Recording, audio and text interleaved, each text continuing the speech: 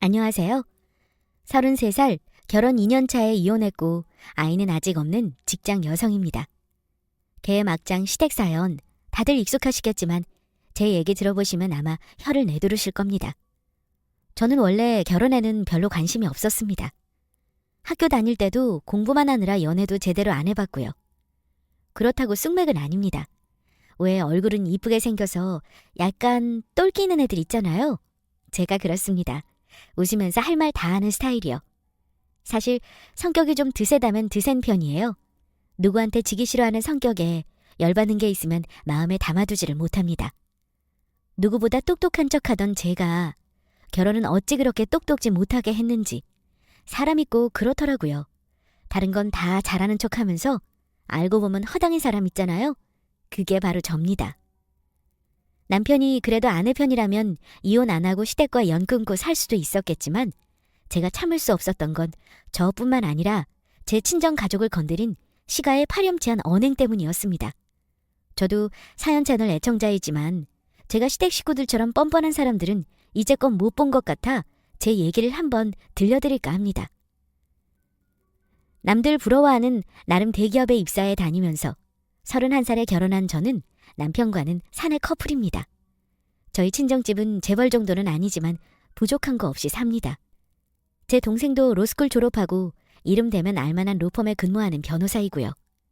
반면 남편은 원래는 집안이 그런 대로 잘 살다가 나중에 좀 힘들어진 케이스입니다. 다행인지 불행인지 제가 결혼할 때만 해도 큰 어려움 없이 사시다가 하필 아들 장가 보내고 난 이후 좀 힘들어지셨어요. 아버지가 사업하시다가 날린 돈 때문에 하필 저와 결혼한 다음에 남편이 그 집안의 희망이자 기둥이 되어버렸습니다. 결혼은 솔직히 제가 더 많이 보태서 했습니다. 이혼집도 제가 결혼 전에 새로 지은 아파트, 조그만 거 매입한 게 있는데 거기서 시작하기로 했고요. 결혼 전에 제가 산 거니 당연히 제 명의고 대출 2억이 끼어 있었습니다. 대신 예단이니 예물이니 이런 거 안 하기로 했고 혼수는 같이 모은 공동경비로 했습니다. 남편 돈은 한 2천만 원 정도 들은 것 같네요. 따지고 보면 그 2천만 원도 결혼해서 카드값을 같이 갚았으니 남편은 저한테 참 장가를 잘 들은 셈이죠. 대출 이자는 제가 계속 내기로 했고 남편은 자기 월급으로 시댁의 생활비를 조금 떼어드리겠다고 했습니다. 공동 생활비로 생활하기로 했고요. 그런데 친정어머니가 큰딸 시집 보내는데 예단 안 하는 건 좀 서운하다 하시면서 예단비 1,000만 원을 시댁에 보내드렸습니다. 나중에 엄마가 시어머니가 예단비 돌려주신 거 있니? 있으면 그걸로 너 꾸민비 좀 해라. 이러시길래 무슨 돈? 나 돌려받은 거 없는데? 원래 돌려받아야 하는 거예요? 그랬더니 엄마가 황당하다는 얼굴로 아니 그럼 너 실반지 하나도 못 받았다는 거니? 아유 참 원 비싼 예불을 바라는 것도 아닌데 돈 1,000만 원 보낸 거에서 100만 원도 안 주셨단 말이니? 이러시더군요. 저는 주고받고 하는 결혼 문화 솔직히 몰랐습니다. 엄마가 속상해 하셨지만 그때 그렇게 넘어갔어요. 원래 상견례 하기 전부터 남편 집 시모와 시누이가 성격이 좀 강하다는 건 알고 있었습니다. 그런데 결혼하기 전까지는 감추고 있던 본색을 결혼해서 본격적으로 드러내기 시작하더군요. 그래도 결혼하면 독립된 가정이니 살면서 나랑 얼마나 부딪힐까 싶었는데 그게 단단히 잘못한 거라는 걸 결혼해서야 알게 되었죠. 보통 친정 가면 부모님들은 뭐 궁금해하시나요? 저희 부모님은 우리 부부가 사이좋게 잘 지내는지, 하는 일은 어떤지, 요즘 피곤하진 않은지, 회사 사람들은 어떠냐 등등 그냥 우리 위안 걱정해주거나 우리 부부에 대한 얘기 주제가 보통입니다. 그런데 시댁에 가면 이야기 주제가 거의 대부분 시부모한테 잘해라입니다. 하루 종일 그댁 부모님 위주로 대화가 오고 갑니다. 가령 요즘 이빨이 아파 죽겠다. 내 아는 친구가 이번에 임플란트를 바꿨는데 한 600 정도 들었다더라. 이러시면서 저한테 병원비를 뜯어낸다거나 물가가 비싸서 원 마트를 가서 뭐 산 것도 없는데 20만 원 우습게 쓰지 뭐냐. 너도 앞으로 시댁 올 때는 빈손으로 오는 거 아니다. 자주 전화하고 자주 와라. 이러시면서 제 돈을 야금야금 가져가셨습니다. 우리 부부 얘기라곤 집값은 올랐는지 대출이 얼마인지 애는 언제 낳냐 회사는 월급 얼마나 주냐 이런 것들이 주 관심사입니다. 좋게 생각해서 둘 다 부모로서 할 수 있는 얘기라 생각되긴 합니다. 집안마다 표현 방식도 대화 주제도 분위기도 다르니까 그럴 수 있다. 100번 1000번 이해는 할 수 있지만 매번 이걸 듣고 있는 건 좀 싫더라고요. 그리고 시부모니는 제가 갖고 있는 아파트가 제 명의인 걸 그렇게나 못마땅해 하셨습니다. 결혼했으니 부부는 공동재산 아니냐면서 틈만 나면 저한테 공동명의로 바꾸라는 말을 했어요. 저는 그때마다 제 돈으로 산 아파트를 왜 남편 이름으로 같이 해요?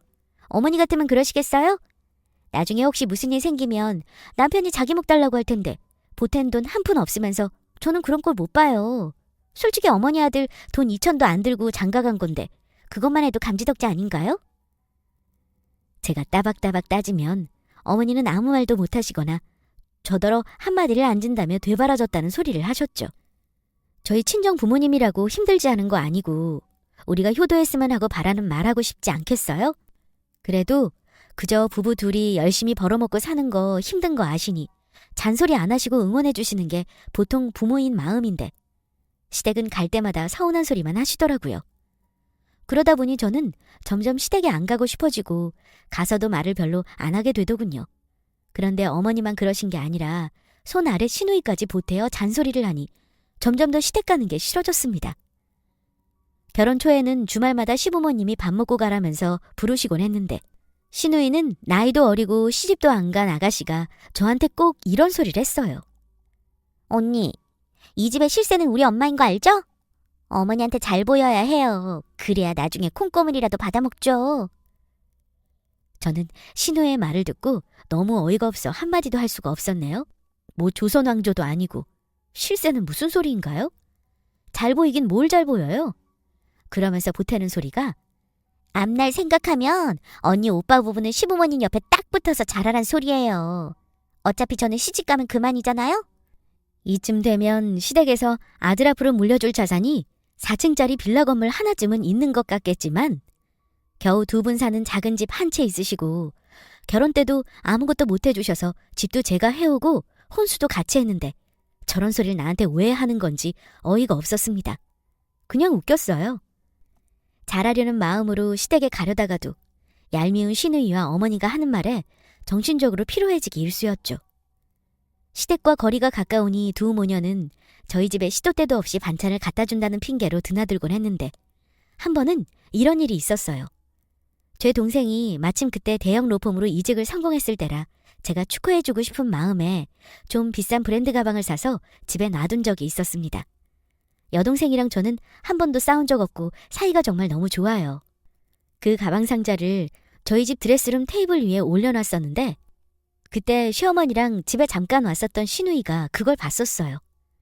갑자기 드레스룸을 제 허락도 없이 막 들어가더라고요. 근데 그 상자를 가지고 나와서 언니, 이게 뭐예요?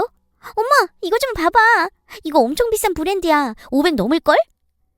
이러면서 호들갑을 떨길래 괜히 비싼 가방 내가 사서 메고 다닌다고 오해할 듯 싶어 그거 제 동생 이직 선물로 제가 산 거예요.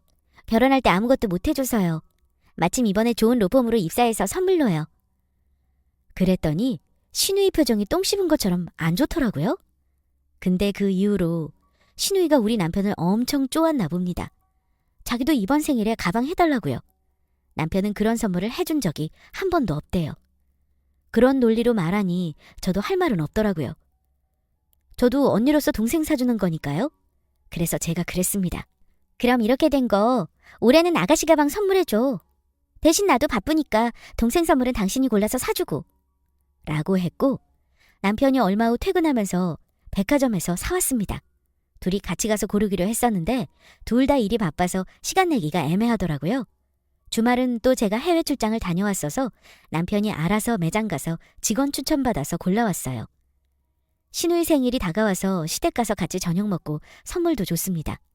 저는 용돈은 너무 정없어 보일까봐 출장 다녀오면서 면세점에서 산 화장품 세트를 줬고요.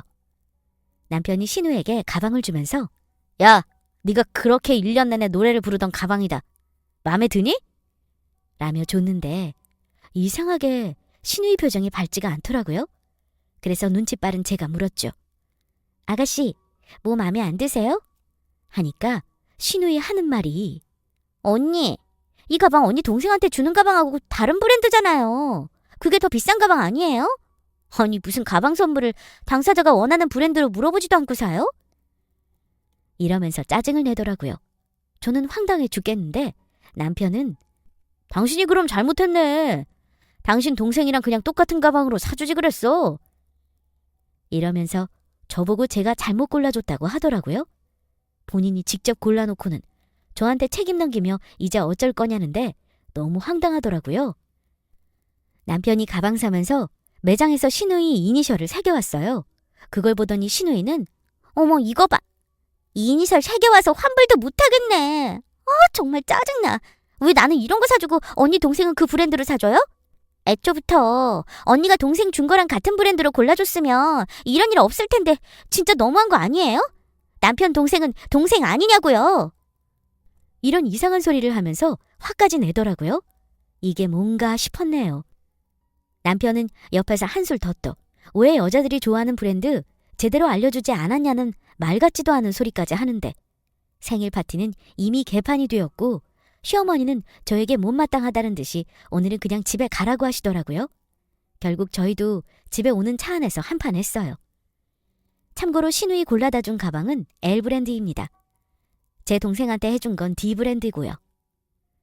제 동생은 변호사니 포멀한 스타일이 필요해서 그 브랜드로 해준 거고 취향에 따라 다르겠지만 L 브랜드는 아가씨가 데일리로 캐주얼하게 들겠다 싶어 해준 겁니다. 신우이한테 해준 가방도 인기 많은 가방입니다. 그런데 더 화나는 건 어제 저녁에 신우이가 톡에 와서는 제가 줬던 화장품 다시 가져가라길래 꾹 참고 말했죠. 아가씨, 그 화장품 아가씨 피부에 맞는 거라서 한번 써보면 괜찮을 거예요. 그랬더니 하는 말이 이런 거 언니 동생이나 가져다 주세요. 거지 같은 거 안 쓸라니까. 안 가져가면 그냥 버릴 거예요? 그때 느꼈습니다. 시댁 식구한테는 아무리 퍼줘봤자 좋은 말 절대 못 듣는다는 걸요. 저도 기분 상해서 그냥 당분간 시댁에 발길도 안 하려고 마음 먹었습니다.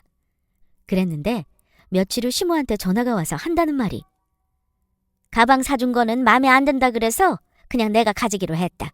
그냥 이왕 선물하는 거 네 시누이 데리고 직접 가서 골라주는 게 낫지 않겠니?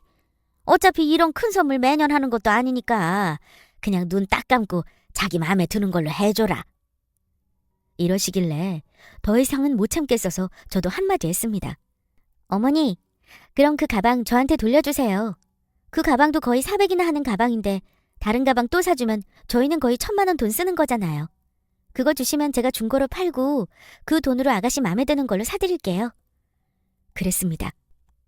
그런데 어머니는 그 가방을 돌려주는 건 또 싫으신지 이 핑계 저 핑계 안 줄 핑계만 대시길래 제가 그 속을 알아차리고는 어머니, 제 동생 저 시집갈 때 보태라고 저한테 500만 원 해줬어요. 이번에 좋은 직장 새로 들어가서 그거 갚는다 생각하고 사준 거고요. 꼭 아가씨랑 비교하는 건 아니지만 저라면 새언니가 그 정도 가방 선물해주면 고맙다 그러고 받을 것 같아요. 말 그대로 선물은 선물 아닌가요? 뭘 받아도 고맙다고 해야 하는 거지 선물을 자기 맘에 안 든다고 저리 성질 부리는 거 저로서는 정말 이해 불가해요. 저는 다시 사줄 생각 없어요. 돈도 없고요. 어머니가 가지시던지 아가씨 도로 돌려주시던지 전 이제 상관 안 할래요. 그랬더니 예, 넌 무슨 말을 그렇게 하니? 어쨌든 네 동생한테 더 비싼 가방 사준 건 맞잖아. 기왕 돈 쓰는 거 좀 물어보고 샀으면 얼마나 좋아. 그래 알았다. 그냥 없던 일로 하자. 이러시는데 정말 화가 나더라고요. 어른이면 오히려 아가씨를 잘 타이르지는 못할 망정 저런 행동에 역성을 드니 아가씨가 저 모양이구나 싶었습니다. 사람 비교하는 거 맞지 않다는 거 알지만 자꾸 제 동생이랑 비교되네요. 제 동생은 저희 집에 와도 저희 드레스룸이나 안방 절대로 함부로 안 들어가요. 시댁 식구들이랑은 뭔가 절대로 친해질 수 없는 불만의 법칙 같은 게 있나 봐요. 그 일 이후로 다시는 시누이 생일 같은 거 안 챙기기로 다짐했습니다. 그런데 1년 후쯤 시누이가 남자 만나서 결혼한다고 집에 인사를 시켰는데 뻔뻔하게도 저한테 결혼 비용을 보태달라고 하더라고요. 이제 시누이 시집 가면 자주 안 봐도 되겠지 하는 생각에 마지막이라 생각하고 1,000만 원 내줬습니다. 지금 생각하니 등신도 그런 상등신이 없네요. 그 집 식구들은 여우같이 제 돈을 야금야금 그렇게 잘 뜯어내는 족속이었어요. 그 후에도 크고 작은 일로 시댁 식구들과 트러블이 많았어요. 제 성격이 또 싫은 건 싫다고 따지고 드는 편이다 보니 항상 서로 맘 상하게 되는 일이 많았습니다. 처음에는 싫은 소리에도 참는 편이었어요. 남편이 옆에서 제 편을 들어주기도 했고요. 그런데 자꾸 시댁에 대한 불만이 쌓이니 남편 역시 남의 편이라는 말이 맞는 건지 점점 싫은 티를 내더라고요. 그 일 이후 저는 시댁의 큰 행사가 아니고서는 가지 않게 되더군요. 그리고 할 말은 해야 하는 제 성격을 아는 남편은 저를 못마땅해 했습니다. 제가 고분고분하지 못하고 말대답을 하니 항상 일이 커진다면서요. 남편이 그런 소리를 할 때마다 제가 조목조목 잘잘못을 따지면 자기도 할 말이 없으니 그래 너 잘났다 하고 싸움이 되기 일쑤였고요. 그래도 전 시댁과 적정거리는 항상 유지하며 최소 며느리의 도리만을 해왔습니다. 그런데 그때마다 남편과 싸우게 되면 사소한 것들도 일이 커지고 큰 싸움이 되기 일쑤였습니다. 서로 악담을 주고받았고 남편은 저에게 신발년, 개 같은 년 하는 폭언도 했습니다. 남편은 친정 식구를 욕하고 저는 시댁 식구를 욕하면서 싸움이 격해지다 보면 서로 밀치며 몸싸움까지 하기도 했어요. 이걸 저희 친정집에서 알았다면 바로 이혼시켰겠죠? 그때마다 저도 이혼을 생각하곤 당연했고요. 하지만 제 성격도 만만치 않아 큰 싸움이 되는 것도 있어서 그때마다 꾹 참고 넘어갔습니다. 이혼은 최후의 수단이라 생각했고요. 그런데 제가 결정적으로 이놈의 집안과 인연을 끊어야겠다고 생각한 사건이 일어났습니다. 살면서 제가 그런 일을 겪을 거라고는 한 번도 생각하지 않았기에 지금도 그때 생각을 하면 심장이 벌렁거립니다. 아마도 저한테는 평생 트라우마로 남을 것 같네요. 주말 오후라 밀린 집안일을 하고 있을 때였어요. 저희 친정엄마가 다급한 목소리로 전화를 하셨습니다. 엄마, 무슨 일이야? 왜 그래? 괜찮아? 승연아, 어떡하니, 어떡해. 네 동생이. 무슨 일이야? 엄마, 승희가 왜? 차근차근 말을 해봐. 아니다. 너 일단 대학병원으로 빨리 와. 엄마도 아빠랑 지금 나간다. 와서 이야기하자. 저는 엄마의 목소리와 병원 이름만 들었는데도 너무 불안했습니다. 일단 부랴부랴 채비를 해서 병원으로 향했습니다. 병원에 도착하니 부모님은 벌써 와 계시더라고요. 근데 엄마는 서 계시지도 못하고 중환자실 앞에 주저앉아 계시더군요. 도대체 이게 무슨 일인지 머릿속이 온통 하얘지더라고요. 엄마, 이게 무슨 일인 거야? 승희가 안에 있는 거야? 저의 몇 번의 물음에도 불구하고 부모님은 대답조차 못하시고 울기만 하셨어요. 얼마 후 선생님이 나오시더라고요.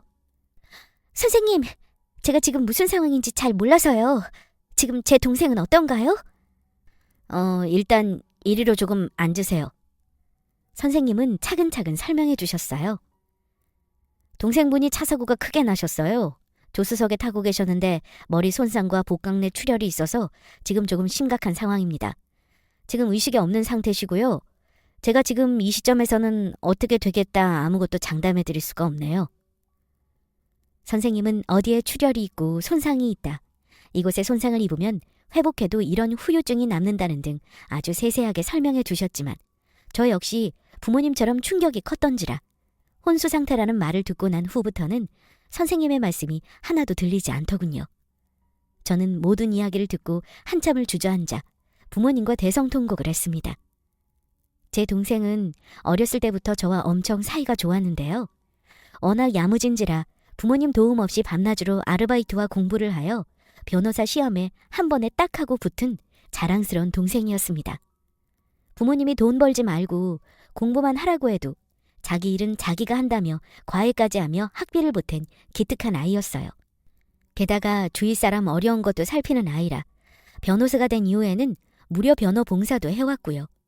그렇게 야무지고 착한 내 동생에게 왜 이런 일이 생겼는지 알 수가 없었습니다.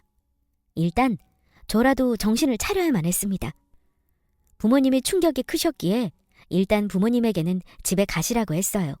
그리고 남편에게 연락했습니다. 지금 어디야? 나 지금 병원인데 승희가 교통사고가 나서 많이 다쳤어. 지금 의식이 없대. 어떡하면 좋아? 하면서 울음을 터뜨렸고 제 말을 듣고 남편 역시 놀라서 말했습니다. 무슨 소리야? 처제가 어쩌다가 사고가 났어? 어디 병원이야? 내가 얼른 갈게. 그래도 이때까지는 이런 인간도 남편이라고 남편의 목소리를 들으니 눈물이 그렇게 쏟아지더라고요. 이 새끼와 시댁의 시커먼 속마음도 모르고요. 저는 혼자 보호자 대기실에 앉아 있었습니다. 제가 동생을 위해 할 수 있는 일은 아무것도 없었어요. 그저 동생이 깨어나길 기도하며 한없이 울기만 했습니다. 그런데 그때 온다는 신랑은 안 오고 웬 시어머니와 시누이가 당황한 얼굴로 저를 찾더군요. 그래도 자기네 집 며느리라고 걱정은 됐는지 이렇게 찾아온 걸 보고 그동안 시댁에도 잘 가지 않고 소원했던 저였기에 시어머니께 조금 죄송한 생각이 들었어요. 정말 아주 잠시였지만요. 시어머니는 저에게 "얘, 이게 갑자기 무슨 일이니?"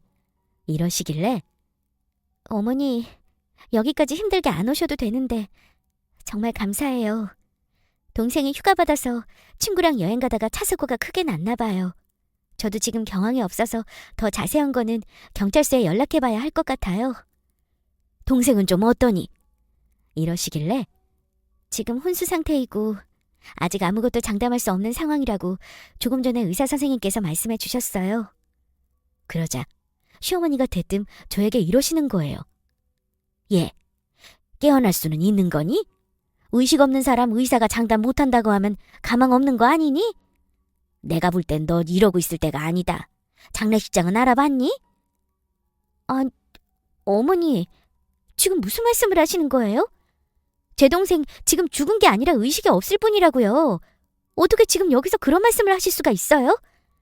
그러자 시어머니는 아주 황당하다는 듯 "얘 좀 봐라. 어디서 시어머니한테 큰 소리니? 내가 너보다 산세월이 많은지 알려주는 거다. 지 걱정해서 미리미리 준비하라는 게 뭐가 어떻다고 이 난리니?" 여러분은 어떻게 생각하세요? 나이도 젊은 동생이 혼수 상태에 빠졌다고 연락받은 날, 언니로서 장례식장 알아봐야 하는 게 그게 언니로서의 도리인가요? 저는 역시 사람 쉽게 안 변하는구나 하고 또 한 번 느꼈어요. 대체 제 동생이 사고 났다는 연락을 받고 병원에 오신 어머니 마음은 어떤 것이었을까요? 내 가족이 사고가 나서 위독하다는데 달려온 마음은 분명 살아나기를 바라는 마음 아닌가요? 그런데 어머니가 장례식장을 알아보라고 하시는 말은 제 상식에서는 도저히 이해가 안 갔습니다. 저는 어머니와 시누이께 말씀드렸죠. "와주신 건 정말 감사한데요. 지금 어머니가 여기 계신다고 제 동생 깨어나라고 같이 기도해 주실 것 같지도 않으시고 그냥 돌아가세요." 저는 시누이에게 어머니 잘 모시고 집에 가시라고 와줘서 고맙다고 마음에도 없는 인사치레를 했죠. 사실 고마운 건 하나도 없었고 원래 제 성질 같았으면 소금 뿌려 쫓아냈을 겁니다. 하지만 어쩌겠습니까? 지금 시어머니와 다툴 상황이 아니라 제가 일단 꼬리를 내렸죠. 어머니와 말다툼할 기운도 없었고 일단은 제 동생의 생사가 중요하니까요. 근데 시누이가 말하는 건 제가 걱정돼서 달려온 게 아닌 사람들 같았습니다. "언니, 엄마 말이 맞는데 뭘 그래요? 언니 생각해줘서 하는 말인데 왜 그렇게 예민하게 굴어요?" 이러는 거예요. 아니, 동생이 생사를 오가고 있는데 예민해지지 않는 언니가 어디 있겠어요? 저는 더 이상 말을 섞고 싶지 않았습니다. 그런데 제가 가만히 있자 아가씨가 그때 시커먼 속내를 드러내는 말을 하더군요. "언니, 동생 독립해서 혼자 살았다고 하지 않았어요? 돈 잘 버니 집도 금방 샀다면서요. 집이랑 차 이거 다 어떡할 거래요? 집은 사람 안 사면 금방 망가져요. 차도 물론이고요. 그래서 말인데 내가 당분간 언니 동생 집이랑 차 좀 빌리면 안 되나요?" 이러는 거예요.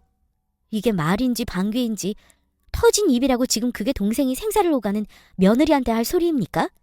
그 말을 듣고 저는 더 이상 참을 수가 없었습니다. 나보다 2살이나 어린 게 은근히 윗사람 행사하려고 들어도 내가 참아주고 잘 맞춰주면서 살았는데 그날은 시댁이고 뭐고 그냥 남보다 못한 사람들이었습니다. 그 말도 안 되는 요구를 듣고서는 도저히 가만히 있지 못하겠더라고요. "야, 너 네 동생이 혼수 상태에 빠져도 그딴 소리 할 수 있니? 이게 진짜 내가 참고 오냐오냐 하니까 못하는 소리가 없네.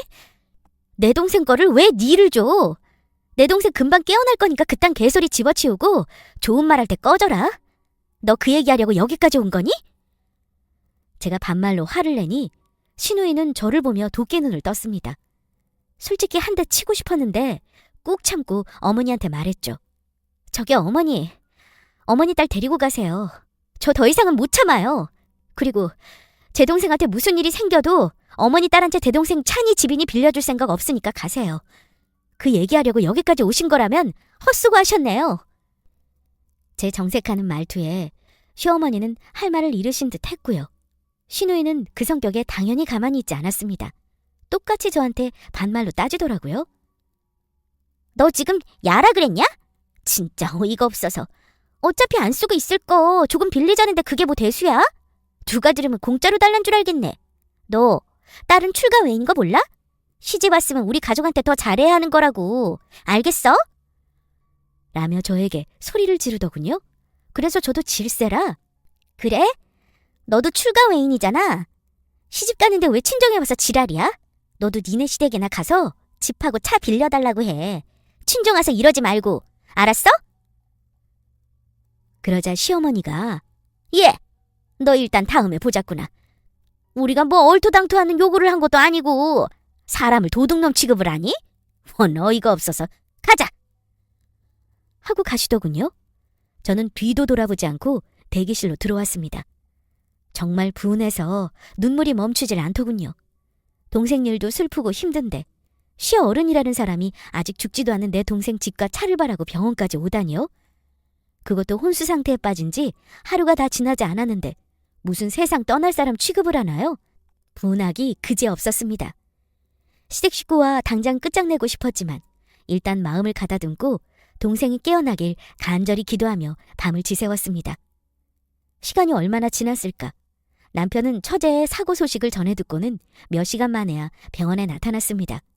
저는 이미 이 인간도 시어머니가 무슨 말을 했는지 알 거란 생각에 온 걸 알면서도 눈길도 주지 않았어요. 그 인간은 조용히 제 옆에 자리를 잡고 앉았고 저도 일단 동생의 상태를 설명해 주었습니다. 제 얘기를 다 들은 남편이 그러더군요. 여보, 내가 간호사한테 간단히 설명 들었는데 지금 처제 상황이 어떻게 될지 모른다며. 의식이 안 돌아오면 정말 잘못될 수도 있는 거고 돌아온다 해도 병원에 오랫동안 있어야 할 거라던데. 저기 그래서 말인데 당신 그냥 내 동생한테 처제 집이랑 차 좀 빌려주면 안 되겠어? 마침 동생도 신혼집 빼줘야 하는데 이사 갈 거 구하기가 힘든가 봐. 남편도 그 집이랑 한통속이니 그런 말 할 줄 예상은 했지만 막상 들으니 진짜 너무 열이 받더라고요. 내가 안 된다고 한 거 다 전해 들었을 거 아니야? 당신네 식구 진짜 이상하다. 내 동생 꼭 죽기를 바라는 것 같아. 정말 소름 끼칠 정도야. 내가 이런 인간들하고 식구라고 얼굴 보고 산 게 무섭다. 어? 절대 안 되니까 꿈도 꾸지 마. 제 말에 남편은 기분 나빠하면서 아니, 뭘 그렇게 예민하게 굴어. 지금 상황을 냉정하게 보자 하는 거야. 그럼 우리 엄마가 말한 것도 나름 합리적인 방법 아니야? 어차피 놀리는 집이랑 차 좀 쓰겠다는 게 뭐 그렇게 나빠? 당신 그냥 우리 식구가 싫어서 안 된다는 거잖아. 당신 부모가 그렇게 하겠다고 해도 안 된다 그럴 거야? 당신네 집이 뭐가 그렇게 잘났길래 고고하게 굴어? 이렇게 따지고 들더라고요. 남편의 개소리를 들으니 저는 이 집안은 글러먹었다. 그냥 이혼만이 답이겠구나 하는 생각이 들었습니다. 저는 동생만 깨어나면 이혼하겠다는 결심이 굳혔고 그런 소리 할 거면 다시는 오지 말라고 하고 남편을 쫓아냈습니다. 그리고 직장에는 간병 휴가를 내고 한동안 친정 부모님과 교대를 하며 동생의 병상을 지켰습니다. 정말 매일매일 동생이 깨어나길 기도하면서요. 그런데 큰 고비를 몇 차례나 넘기고 한 달 만에 동생은 기적처럼 의식을 회복했습니다. 가족들의 정성어린 간병과 사랑이 도움이 되었는지 동생은 부모님의 기대를 저버리지 않고 다시 가족한테 돌아와 주었습니다. 그날은 동생의 2번째 생일입니다. 그 뒤로 지금까지 저희 가족은 동생이 깨어난 날을 생일처럼 챙기고 있어요. 동생이 회복하기 시작하면서 하루가 다르게 점점 좋아지더라고요. 나이가 어리니 회복도 빠른지 그 큰 사고가 나고 사경을 헤맨 게 믿을 수 없을 정도로 많이 좋아졌습니다. 의사 선생님도 3달 정도 더 재활 치료하면 예전과 똑같을 순 없어도 정상생활이 가능할 만큼 좋아질 거라고 하셨죠. 제 동생이 깨어났다는 소식을 들었는지 얼마 후에 신우이가 저한테 연락을 했더라고요. 이번에는 무슨 개소리를 하려나 해서 통화를 하며 녹음을 했죠. 언니, 동생 깨어났다면서요? 생각보다 빨리 깨어났네요. 요즘 집 구하기 힘들어서 언니 동생 집으로 이사 가려고 준비했는데 그냥 몇 달만이라도 저희 집 구할 때까지 살면 안 되나요? 오빠한테 들으니 어차피 사돈처녀 회복하려면 몇 달 병원에 있어야 한다면서요. 아쉽네요, 언니. 저는 너무 기가 막혀서 아쉽다고? 지금 너 뭐라 그랬냐? 내 동생이 죽었으면 거기서 살 수 있었는데 안 죽어서 아쉽다는 거야 지금? 완전 미친년이네. 너 가서 네 엄마한테 말해. 절대 내 동생 집에서 살 일 없으니까 꿈 깨라고. 너도 꿈 깨라, 어? 나는 오늘 이후로 너희 집 식구 아니니까 그렇게 알고. 저는 전화를 끊고 분이 풀리지 않아 그동안 제가 시댁한테 당했던 일을 동생한테 숨길 것도 없어서 다 들려줬습니다. 똑똑한 동생은 제 말을 듣더니 언니, 이혼하기로 결심한 거면 내가 아는 이혼 전문 변호사 소개해줄게. 좋은 게 좋은 거다. 그렇게 끝내면 절대 안 돼. 어차피 이혼이란 거 진흙탕 싸움이야. 언니만 맘먹었으면 내가 도와줄게. 애도 없는데 뭐가 걱정이야. 이혼해. 동생이 소개해준 이혼 전문 변호사와 상담하니 저 같은 경우도 당연히 남편의 유책 배우자로 인정된다고 하더라고요. 시가에게 당한 부당한 대우로 인해 경제적 심리적으로 고통을 받는 것이 인정된다면서요. 그걸 입증할 수만 있다면 이혼 소송은 가능하다고 했습니다. 다행히 그동안 시어머니가 저한테 한 막말과 남편과 싸울 때 저한테 폭언했던 것들 녹음해놨던 게 정말 도움이 되었습니다. 그리고 시어머니와 신우에게 송금한 돈과 사줬던 사치품들이 저한테 갈취한 거라는 증거가 되었죠. 변호사는 이혼이라는 건 결국 재산을 얼마나 내 것으로 가지고 오는 것에 대한 다툼이라고 하면서 제 재산 상황을 보더니 남편에게 가져올 것이 없으면 합의 이혼도 나쁘지 않다고 하더군요. 어차피 남편은 모은 돈도 없어서 저한테 위자료 줄 돈도 없고 이혼하면 그 집의 돈줄이 끊기는 셈이니 저는 그게 복수라고 생각했어요. 저는 고민 끝에 남편에게 합의 이혼하자고 했습니다. 그랬더니 남편이 펄펄 뛰는 거예요. 자기는 잘못한 게 없어서 이혼 못 해주겠다면서요. 그래서 제가 그랬죠.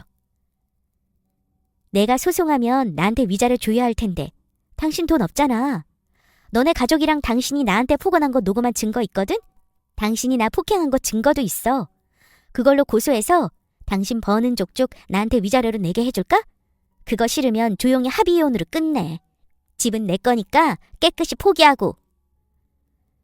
처음에는 버티더니 돈이 무섭긴 무서운지 결국 합의하겠다 하더군요. 저는 집에서 나가라 하고 차키, 집키 전부 빼앗았습니다. 그리고 결혼할 때 남편이 보탠 돈 2천만 원 돌려주겠다고 했고요. 그 집 식구들이 절대 가만히 있을 인간들이 아닌 걸 알기에 저는 이혼 절차가 끝날 때까지 사설 경호원을 고용했고요. 아니나 다를까 득달같이 남편과 그 집 식구들이 찾아왔더군요. 남편 놈이 한다는 소리가 나 숨은 쉬게 해줘야 할 거 아니야. 그 돈으로는 전세도 못 얻어. 보증금 얻을 돈은 줘야 하는 거 아니야? 이러길래 내가 왜? 그랬습니다. 시모는 너 이렇게 독한 년이었니? 네가 어떻게 하루아침에 우리한테 이럴 수가 있니? 이러길래 아줌마, 남편 엄마만 아니었으면 당신은 나한테 그냥 늙은 아줌마일 뿐이에요. 아시겠어요? 그랬더니 황당한지 말을 못하더라고요.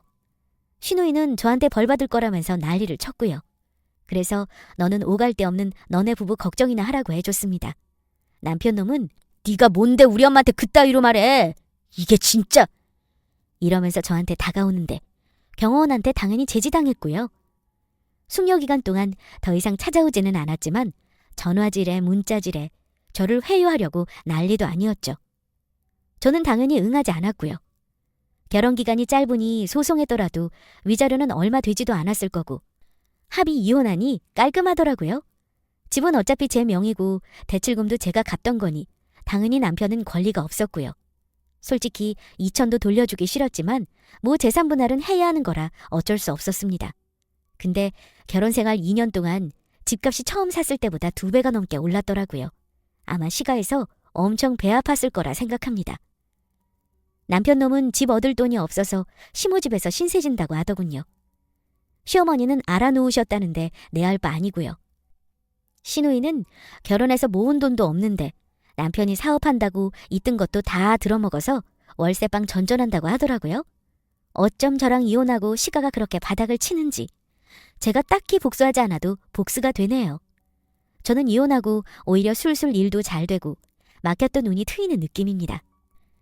제가 이혼을 해보니 대부분 결혼해서 부부 사이의 문제는 본인의 자식에게 집착하던 경험이 있는 부모들이 결혼한 자식의 독립을 인정하지 못하여 발생되더라고요. 그래서 자식의 결혼 생활에 대해 일일이 간섭하게 되고 그게 또 집착으로 변하게 되고 또 본인이 원하는 대로 자식과 며느리를 조종하려고 하죠.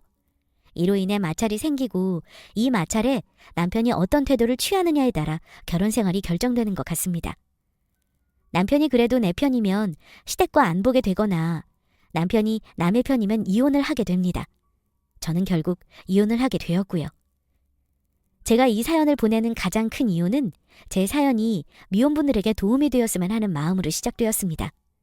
여자들은 결혼 전 주변으로부터 결혼 생활에 대해 많은 이야기를 듣고 결혼 생활에 대해 미루어 짐작을 해보는데 남자들은 생각보다 좀 잘 모르는 경향이 있더군요. 아마 결혼 준비를 해보시면 느낄 거예요. 여자들은 대강 준비의 흐름을 알고 있는데 신랑들은 잘 모르는 경우가 많습니다. 결혼 생활 또한 그런 편이더군요. 제 사연을 다 들으셨다면 결혼 후에 나타날 수 있는 문제를 부부가 어떤 식으로 잘 해결해 나갈 수 있는지 의견을 나눠보셨으면 좋겠네요. 그리고 세상의 모든 며느님들 본인이 약자라는 생각을 버려요. 나한테 부당하게 하는 시댁에게는 할 말을 하고 살아야 합니다. 그리고 힘들더라도 커리어를 유지하고 능력을 계속 키워야 합니다. 직장 다니며 돈 벌어야 그나마 큰 소리라도 칠 수 있어요. 또 한 가지, 혹시 오빠나 남동생이 있으시다면 우리 집은 어떤가 잘 생각해 보시고 제 시댁과 비슷한 점이 있는 가족이라면 앞으로 개선해 보시길 바라겠습니다. 제 사연은 여기까지입니다. 감사합니다.